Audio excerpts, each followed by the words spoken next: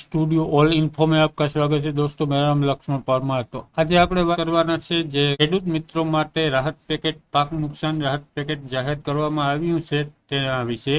તો ખેડૂત મિત્રો પાક નુકસાન ફોર્મ ભરવા શરૂ થઈ ગયા છે। શું શું ડોક્યુમેન્ટ છે, કઈ તારીખે કયા ખેડૂત મિત્રને ફોર્મ ભરવા જવાનું છે, તમામ માહિતી આ એક જ વિડીયોમાં આપવામાં આવશે। કારણ કે જો આમાં તારીખ વાઇઝ ખાતા નંબર ઉપર આપેલ છે કે આગળ તમારા બચ્ચોને 5 ખાતા નંબર છે તો તમારે કઈ તારીખથી અને કયા વારે જવાનું છે તે તમામ ડિટેલ અને શું શું ડોક્યુમેન્ટ લઈને જવાના છે તે તમામ ડિટેલ્સ આ વિડીયોમાં આપેલ છે। તો વિડીયો સારો લાગે તો લાઈક કરી દેજો। ચેનલમાં જો પહેલી જ વખત આવ્યા હોય તો સબસ્ક્રાઇબ કરી દેજો અને ઓલ નોટિફિકેશન પર પ્રેસ કરવાનું ભૂલતા નહીં, તમને આવા જ વિડીયો મળતા રહેશે। તો ખેડૂત મિત્રો પાક નુકસાન સહાય તો પાતા ગામ પંચાયત કચેરી કૃષિ રાહત પેકેજ 2024 પછી ઓકે મિત્રો, તો આ રાહત પેકેજ જાહેર કરવામાં આવ્યું છે તેના રિલેટેડ નોટિફિકેશન છે મિત્રો। આથી ગામ પાતા ગામના ખેડૂત ખાતેદારને જાણ કરવામાં આવે છે કે વર્ષ 2024 પછી રાહત પેકેજના ફોર્મ ઓનલાઈન ભરવા માટે નીચે મુજબની વ્યવસ્થામાં આવેલ છે। નીચે મુજબની તારીખ મુજબ ખાતેદારોની વ્યવસ્થા કરવામાં આવેલ છે, જેથી ખેડૂત હેરાન ના થાય અને વ્યવસ્થા જળવાઈ રહે તે માટે નીચે મુજબ નું આયોજન હાથ ધરવામાં આવેલ છે।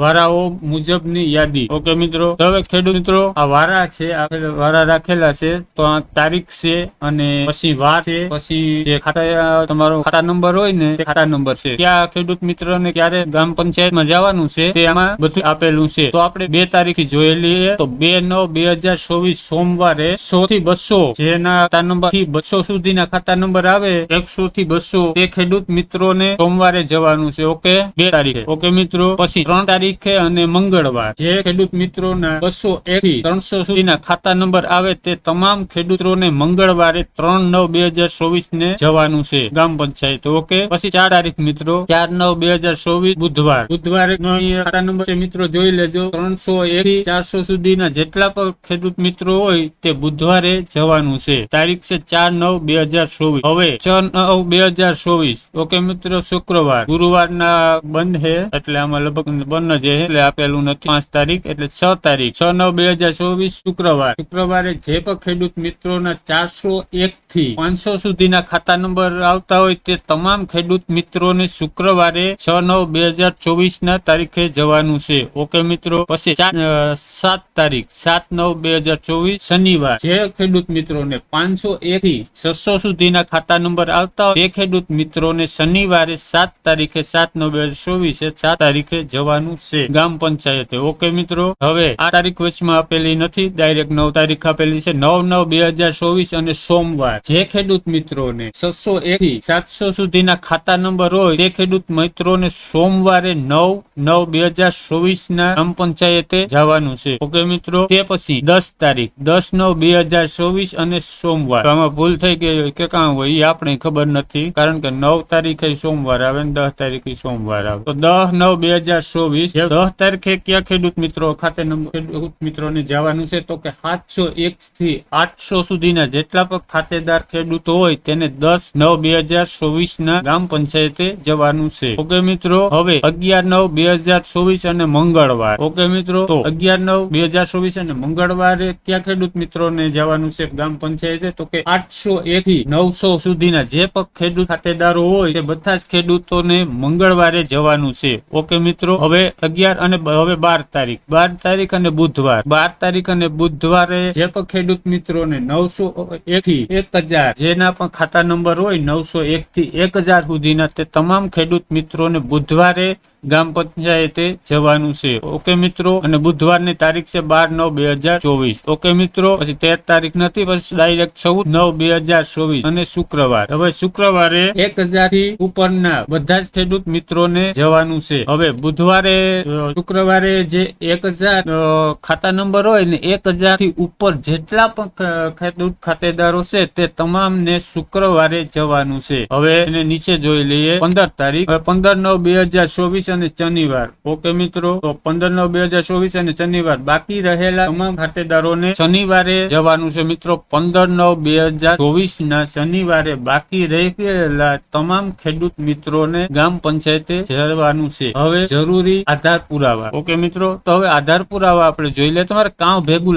લઈને જવાનું છે. આપણે ગ્રામ પંચાયત તમે ફોર્મ ભરવા જાઓ છો પાક નુકસાન નું, તો તેનો કામ લઈને જવાનું છે સાથે ડોક્યુમેન્ટ. તો આધાર કાર્ડ, પછી ટેસ્ટ અપડેટ કરેલ છેલ્લે, પછી આધાર કાર્ડ ની માન લો કે એક ઝેરોક્સ, પછી બેંક પાસબુક ની ઝેરોક્સ એક, પછી જમીનના ખાતા નંબર. ઓકે મિત્રો, પછી પાક વાવેતર નો દાખલો તલાટીશ્રી પાસેથી, જે આપણે ગ્રામ પંચાયત નો મંત્રી શ્રી હોય એ પાક નો દાખલો તમને કાઢી આપવામાં આવશે. પછી સંયુક્ત ખાતેદારોના તમામના આધાર કાર્ડ ઝેરોક્સ અને અવસાન પામેલ મરણ પ્રમાણપત્ર, જે પણ ખાતેદારો હોય તેના બધાના આધાર કાર્ડ ની ઝેરોક્સ લઈને જવાની છે. અને કોઈ પણ ખેડૂત મિત્ર અવસાન પામેલ હોય તો તેનો ડેથ સર્ટિફિકેટ નું ઝેરોક્સ લઈને જવાનું છે. ઓકે મિત્રો, સહમતિ પત્રમાં સહીઓ, એ પછી સહમતિ પત્ર ત્યાં જ આપવામાં આવે, એમાં આપણે સહી કરી લેવાની છે. ઓકે મિત્રો, તેના પછીનું છઠ્ઠું ડોક્યુમેન્ટ છે અરજદારના નામ ફેરફાર હોય તો તેનું સોગંદનામું. જો તમારે નામ ફેરફાર હોય તો સોગંદનામું કરાવવાનું રહેશે. ઓકે મિત્રો, સાતમું ડોક્યુમેન્ટ છે ચાલુ મોબાઈલ નંબર. મોબાઈલ નંબર જે ચાલુ તમારો રહેતો હોય તે જ આપવાનો છે. નોંધ, હવે આપણે નોંધ જોઈએ. ઉપરોક્ત મુજબની ફોર્મની પ્રક્રિયા પંચાયત ઓફિસ નું બાકી લેણું ભરવાનું હોય ભરવાનું રહેશે. હવે કોઈ તમારું લેણું હોય પંચાયત નું, કઈ વેરો છે કઈ પણ છે, તે તમારે ભરવાનું રહેશે. ઓકે મિત્રો, આ પાતાગામ પંચાયત ઉપર લખેલું છે. બાકી જે આ ડોક્યુમેન્ટ છે તે તમામ હરેક ગામના લોકોને આ જ ડોક્યુમેન્ટ લાગુ પડશે. કોઈ અલગ ડોક્યુમેન્ટ લાગુ પડશે નહીં. ઓકે મિત્રો, તો આ પાતાગામ નું મેં કીધું. બાકી આ જે ડોક્યુમેન્ટ ને છે તે તો હરેક ગામ, કોઈ પણ ગામનો ખેડૂત જશે તેને આ ડોક્યુમેન્ટ લાગુ પડશે હરેક ગામમાં. ઓકે મિત્રો, તો આગળ જોઈ લઈએ આપણે. રાજ્યમાં ચાલુ વર્ષે જુલાઈ 2024 દરમિયાન થયેલ ભારે વરસાદને કારણે ઉદ્ભવેલી પરિસ્થિતિને ધ્યાને લઈ પોરબંદર જિલ્લાના અસરગ્રસ્ત ખેડૂતો માટે સરકારશ્રી દ્વારા કૃષિ રાહત પેકેજના જાહેરાત કરવામાં આવેલ છે, જેમાં અસરગ્રસ્ત ખેડૂતોને થયેલ પાક નુકસાનનું વળતર ચૂકવવામાં આવશે. ઓકે મિત્રો, આથી અસરગ્રસ્ત ખેડૂત મિત્રોને જણાવવાનું કે તેઓએ તારીખ 30/8/2024 થી તારીખ 30/9/2024 દરમિયાન ગામના વીસી પાસે જઈ ડિજિટલ ગુજરાત પોર્ટલ પર અરજી કરવાની રહેશે. સમય મર્યાદા પૂર્ણ થયા બાદ અરજી થઈ શકશે નહીં, જેની ખાસ નોંધ લેવી. તો મિત્રો 30/8/2024 થી ચાલુ થઈ ગયું છે અને છેલ્લી તારીખ છે 30/9/2024. ઓકે, એક મહિનાની અંદર તમારે ફોર્મ ભરી લેવાના છે. અને આગળ મેં કીધું તે પ્રમાણે તમારા જે ખાતા નંબર હોય જોઈ લેવાના અને તે વારે તમારે જવાનું છે. ઓકે મિત્રો, હવે અહીંયા પણ પાછા જરૂરી ડોક્યુમેન્ટ આપેલ છે. આધાર કાર્ડ ની ઝેરોક્સ, ચાલુ બેંક એકાઉન્ટ ની વિગતો દર્શાવતી પાસબુક ની ઝેરોક્સ, પછી નવા 8A અને નમૂના નંબર 7, પછી તલાટી નો વાવેતર નો દાખલો અથવા નમૂના નંબર 12, 7, 12, 8 અને 12 નંબર કઢાવવાનું રહેશે તમારે. પછી સંયુક્ત ખાતેદાર કિસ્સામાં ઓનલાઈન મુજબનું તમામ ખાતેદારોની સહી, જે આપણે સહી લેવાની હોય ખાતેદારોને તે સહી,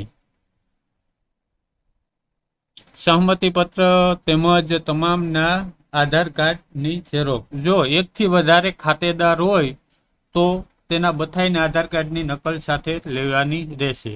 ઓકે મિત્રો, પછી ચાલુ મોબાઈલ નંબર, જે મોબાઈલ નંબર તમારે ચાલુ રહેતું હોય તે જ. પછી અરજદારના નામમાં ફેરફાર હોય તો તેનું સોગંદનામું, આગળ આપણે કહી દીધું. પછી નુકસાનીનું વળતર સીધું ખેડૂતના બેંક એકાઉન્ટમાં જમા થશે, જેથી 100 ખેડૂત મિત્રોએ જે બેંક એકાઉન્ટ ચાલુ હોય, ફ્રીઝ ના થયેલું હોય, આધાર સીડિંગ અને ડીબીડી ડાયરેક્ટ બેનિફિટ ટ્રાન્સફર કહેવામાં આવે ને, આપણે એનેબલ કરેલું હોય તેવું જ બેંક એકાઉન્ટ આપવાનું રહેશે, અન્યથા સહાય જમા થશે નહીં, જેની નોંધ લેવી વિનંતી. તો મિત્રો તમારે જે ચાલુ ખાતું હોય તે જ દેવાનું છે. અને હંમેશા ચાલુ ખાતું જ લઈને જવાનું હોય ને, આપણે બંધ કે ફ્રીઝ થઈ ગયેલું ખાતું લઈને જવાનું હોય નહીં. ઓકે મિત્રો, ખેતીવાડી વીક શાખા જિલ્લા પંચાયત પોરબંદર.